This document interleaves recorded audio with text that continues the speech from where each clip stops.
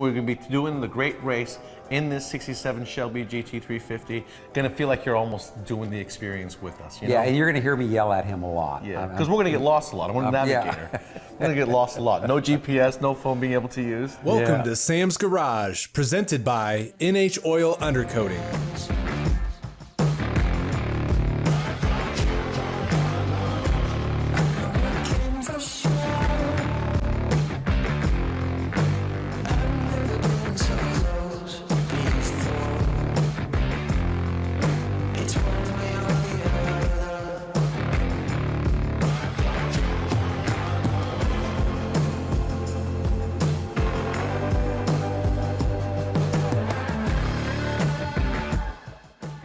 On this week's episode of Sam's Garage, Sam works with the low car team to install the rear Currie heavy-duty axle in Kevin's Jeep. Sam and Doug had started on the inspection of Doug's Ford Cobra GT350 in preparation for the great race. The Fox Body Mustang is back to get a new set of Valvetronic mufflers and make the Coyote engine howl. Then Sam installs a new transmission and rear axle in Teddy's 92 Camaro RS.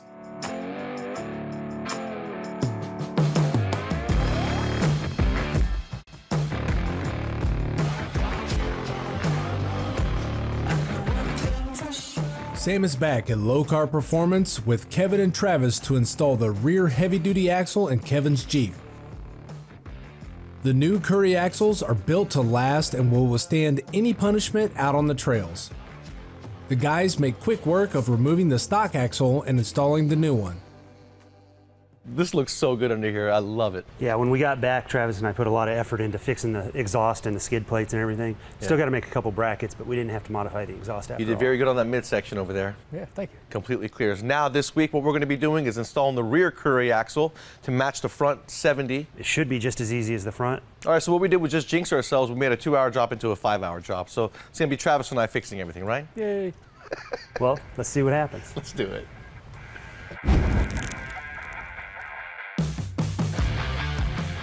So when you order the Currie axle, you can order them stock 68 width, well, stock Rubicon, or you can go the full 70. Some guys offer like 72, but when you do that, to me, the Jeep gets a little too wide and your wheel options kind of get narrow. So the more offset you have, the worse your scrub radius is. So a lot of guys will get the wider axle and pull the wheel in less backspace. And so we've got a mid-level backspaced wheel, and these 70s will be perfect. So just a little bit wider, and we don't have to put it in the scrub radius. Dude, this is a serious girthy rear end. What size axles are in here? They're 4-inch tubes and they're heavy wall. 40 spline, full floater axles. You're not gonna break them. Everything's chromoly. We've got ARB air lockers in these. So I wanted to make sure we don't get stuck somewhere broken. They build these things bulletproof now, and we've got the high clearance. We've got the heavy duty nodular iron cover, keeps it from spreading. Exactly. Gives you some protection. Like I said before, they've got the nicest, strongest stuff they can put on here. Man, this is nice. This is the type of thing you pay for one time. Sure, it may be expensive, but you're paying for peace of mind. And look how easy it bolts in, right? I'm not going to be jumping this. And it's too much money you've got invested in it. Why go beat it up like that? This will still be as drivable, within reason, as stock. It's a little less convenient getting in and out and stuff like that, but family loves to go out and ride around. All we got to do now is install the coilovers, reinstall the rotor and the caliper, and put fluid in it. Next thing we can do is measure for drive shafts.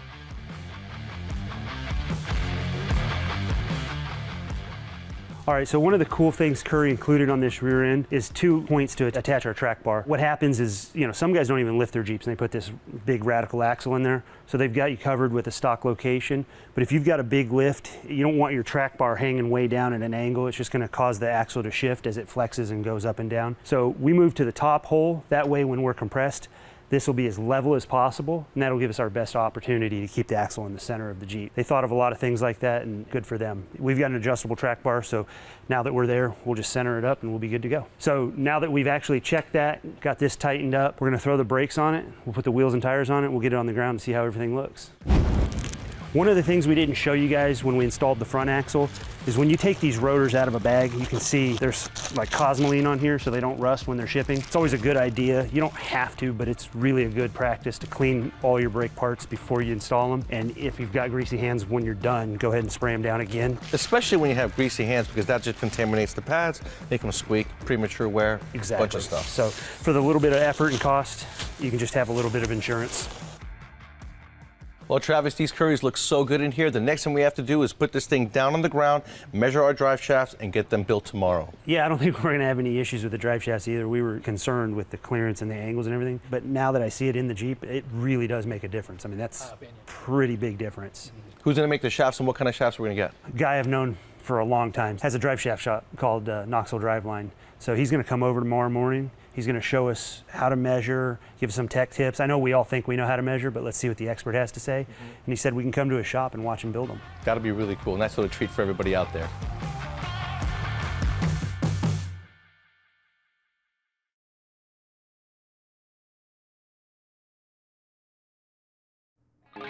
Welcome back to Sam's Garage, presented by NH Oil Undercoating.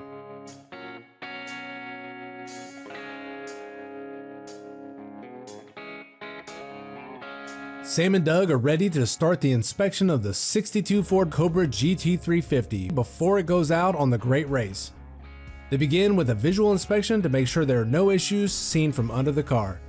Once the inspection is completed, they plan to drain and refill all the fluids. All right, Fresh, what do you think we should start with first?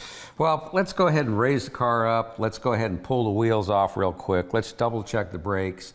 Like I said, I haven't driven it a lot since I did everything. It's been sitting for a few years. Let's make sure we don't have any leaks in the back, drum brakes, or we don't have anything going on. Then also we'll take it up. Let's just check the power steering lines, those type of things. Yep. Look for leaks, look for dry rotting in the fuel lines. Yep. Do an oil change, do a coolant swap. Right.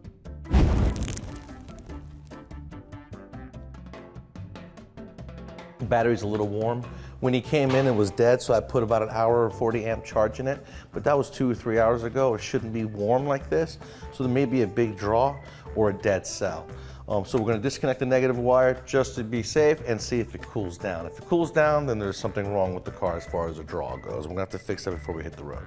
We ran points, not electronic ignitions. This runs a dual point. And what the dual point means is you have 2 points. Before you would have the charge that happens from the coil, and every time it comes together on the set of points, it causes the spark to fire. Well, with the dual point, what you're able to do is it'll double check under high RPM and make sure you have a really good spark that's going. So there's just some little things back in the day that we used to do.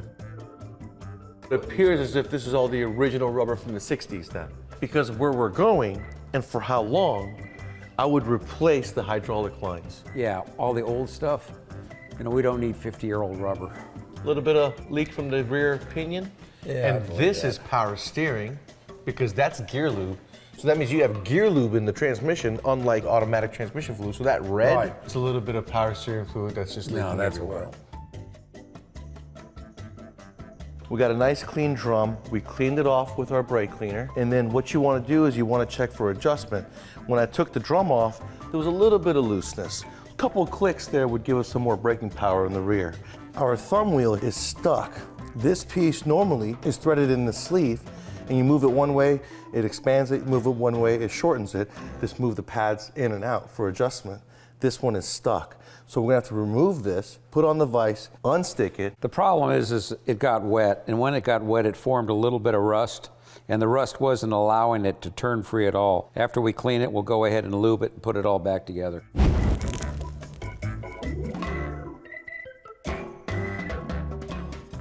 Anytime you guys are doing an inspection, you want to look for leaks and you want to look for the source of that leak. But in some cases, you may have a coolant leak and it not be present, because coolant, if it's leaking a little bit, it'll dry white. So when I looked at the lower radiator hose, I can see some white residue, probably from the radiator clamp. And that's the reason why all OEMs use pinch clamp. The reason why they use this pinch clamp is because when the weather changes and the hose expands and contracts, this will always keep tension at the end of the hose, causing no leak.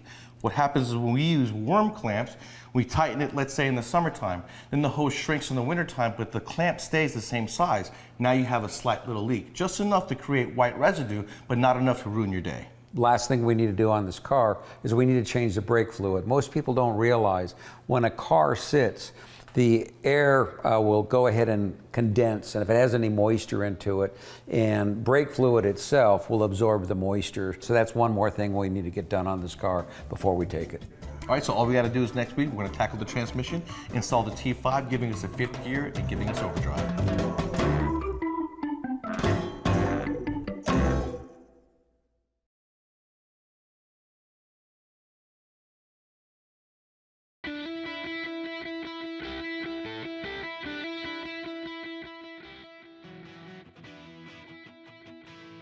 Joe, I noticed the barbecue that you had, the appreciation barbecue that you had for your clients and customers and dealers. I really look at serving the community, and one of the things that we do is we sponsor local, like these are local BattleBot.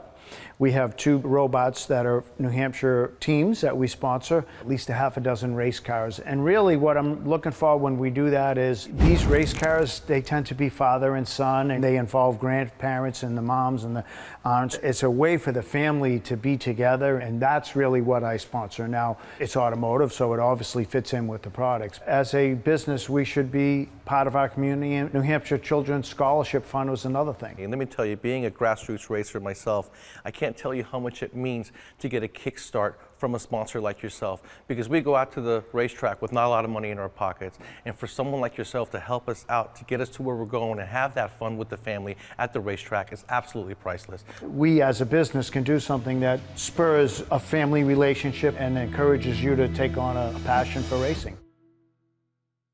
Welcome back to more Sam's Garage, presented by NHOU. Sam installs a new set of mufflers from Valvetronic on his friend's Fox Body Mustang.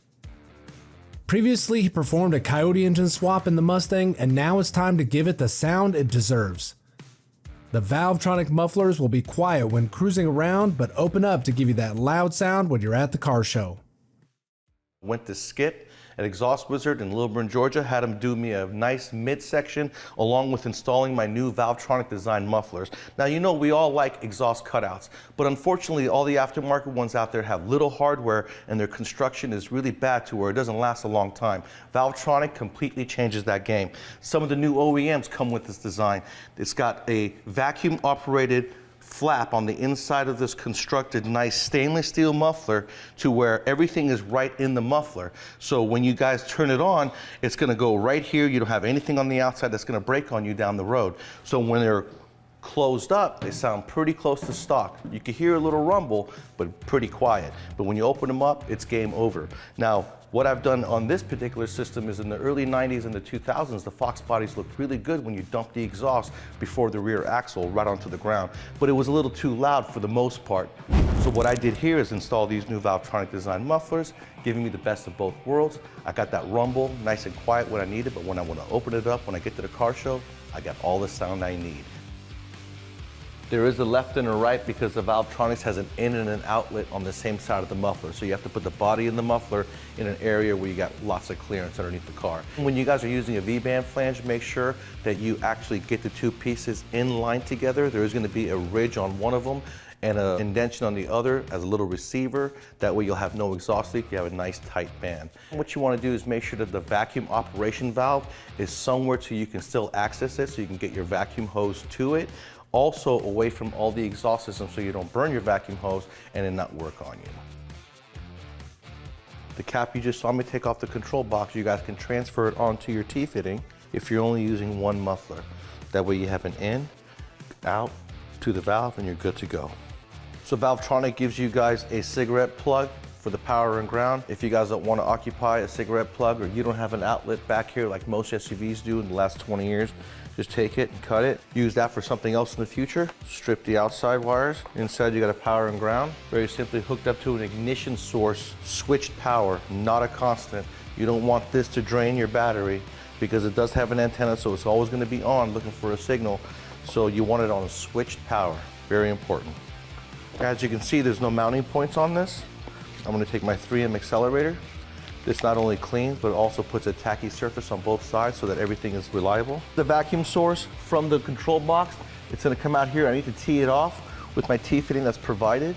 What I want to do is make sure that I'm away from the exhaust system. It doesn't have to be too pretty, but I'm going to go to the fuel lines and the brake lines, zip tie to them, getting me to the valves, and I should be okay, and this thing should not melt. Zip tying the vacuum lines to whatever you're zip tying to the car, make sure you leave some room so that the vacuum line is able to be moved, because I don't want you pinching it down so much that you actually collapse the vacuum hose, because then the valves won't ever see any air and it won't work.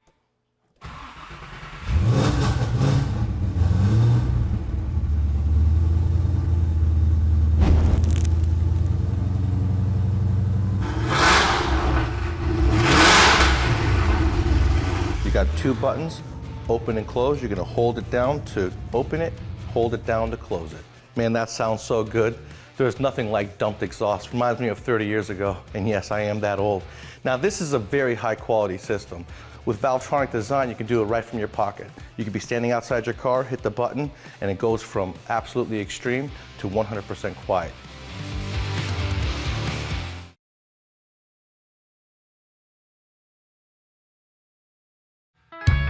Welcome back to Sam's Garage, presented by NHOU.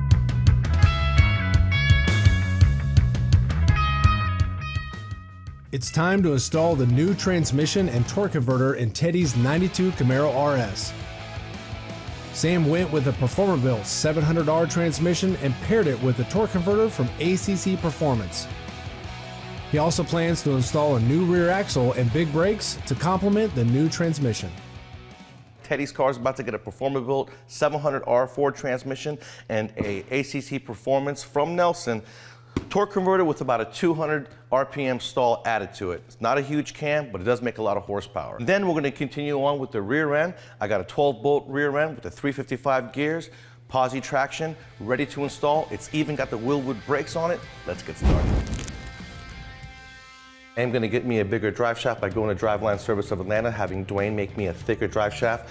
The original is like a 2.5 inch. I'm going to go to a 3-inch steel. It should be plenty for the horsepower that we're building. Transfer the ring gear for the speedometer from the old tail shaft onto the new one. Be very careful. This is old brittle plastic, very small movements. Big movements in cases like these is not good for you. Small movements, replace everything, replace the O-ring in there, replace the tail shaft seal, and we should be good to go. I put the tail shaft housing from the original 700 onto this one because the Camaro has a torque arm and it's going to utilize this piece. It's got a 3rd bolt for the exhaust hanger. Now, Ryan includes a cooler with every transmission that he gives you. My cooler lines on the original 700 were completely jammed up, and I didn't want to wait for fitting. So I took them off, cut them, flared them. Make sure you flare them. That way the 3/8 hose that is included in Ryan's kit is going to fit perfectly in the aftermarket cooler. It's even more efficient. The reason why he gives you that is because he doesn't want any old fluid that may have been contaminated by a blown up transmission to contaminate his new transmission. So if you put the transmission in with a new cooler, that's the only way the warranty is going to be valid, because then you have all new fresh fluid throughout.